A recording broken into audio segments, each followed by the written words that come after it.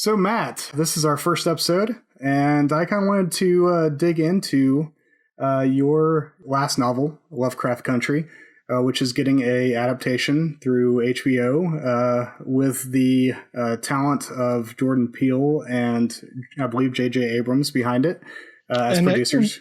I also, I have to give a shout out to Misha Green, the showrunner, she's the one driving the bus and is the real creative talent. And I also want to say something nice about Kalina Ivanov, who's the production designer. And as you will see, has just done amazing work on the look of the show. Beautiful. Yeah, I'm so excited to see that novel come to life. So really, we've talked about this a little bit before last year when I interviewed you about the novel itself, but I kind of wanted to get you to riff a little bit on how you came about writing Lovecraft Country, and then what it's been like for you to see your novel basically become a new medium, and what that's been like, and what that process has there been some pretty interesting stories revolving around that. So just let her rip.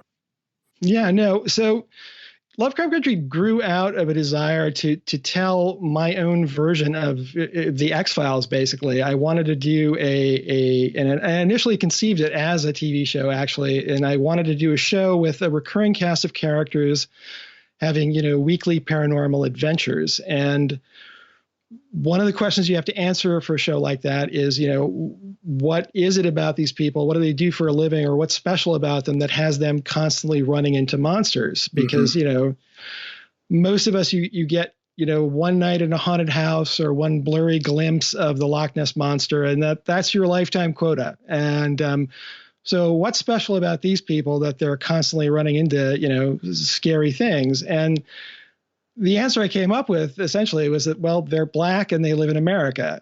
I came up with, I had read about these travel guides, the most famous being the Green Book, that basically told Black motorists and tourists in the age of Jim Crow what hotels and restaurants across the United States would accept their patronage. Mm-hmm. And so and this was actually, people often think of this as something that would be crucial in the South, but in fact, the South was, because they were proudly racist, they had signs all over that told you exactly where you were and weren't welcome. And in most cases, you weren't welcome. But when you were traveling in the North and West, you would encounter just as much prejudice, but you wouldn't necessarily be warned in advance. And people would often lie to you about why they wouldn't rent you a room or why you were not welcome to eat at their establishment. And that was where it was really helpful to have a guide to sort of help you avoid that. And so I thought it would be cool to have a story where, my Mulder and Scully characters were basically people who had created a guide like this. And so my lead character, Atticus Turner, is a Army veteran just back from Korea. His uncle runs this travel agency in Chicago, and Atticus ends up becoming a sort of a field researcher for this Safe Negro travel guide. And his job is to drive around the country looking for places that will take his business. But he and his uncle are also huge nerds and, fans of science fiction and fantasy and weird tales, even though those genres at the time didn't necessarily love them back. Yeah. And so it was the story where Atticus would be having these weekly adventures encountering paranormal monsters, but he would also be dealing with the more mundane horrors of Jim Crow. And the question would be, which is the bigger threat to safety and sanity, just the paranormal realm or just America? And that was where the title Lovecraft Country came from, because it was sort of a uniting theme that H.P. Lovecraft, of course, is a famous and very influential writer of cosmic horror, but he was also a white supremacist. Mm-hmm. And so Lovecraft Country became both. It was the paranormal realm where monsters come from, but it was also white America where monsters come from. And so that was the core idea. And I ended up, reimagining it as a sort of a novel, a sort of an episodic novel that you can almost think of as, I wrote it almost as a proof of concept that this could really work as a TV series. So it's like, and every one of the 7 viewpoint characters, members of Atticus's extended family, have their own chapter and their own, personalized weird tale to star in, and these fit together to form a larger arc story. So sort of like the arc mythology from the X-Files. And so that was the idea behind the book. And for once, my timing was right, and it was published right around the same time that Jordan Peele decided to get into horror and started working on Get Out. And so when we started sending the book out to Hollywood people, it got a lot of interest right away, which surprised me, frankly, given the difficulty I'd had in my earlier attempts to pitch it as a TV show. And one of the people who wanted to talk to me was Jordan Peele, and my agent was a bit puzzled at the time because Get Out had not happened yet. And he's like, yeah, he's a comedian, but apparently he's looking to break into horror. And I'm like, that sounds fine. And then I found out Misha Green was going to be on the phone too. And that was great because I was familiar with her work in Underground. And I was like, she'll really get this and she'll know how to pitch it. She's already done a show that, does a lot of the things that I want to do. So, and it was a great conversation. It was one of those rare cases where you're talking to people in Hollywood and you're all discussing the same novel, because often it's like they have a very different idea than you do of what you wrote.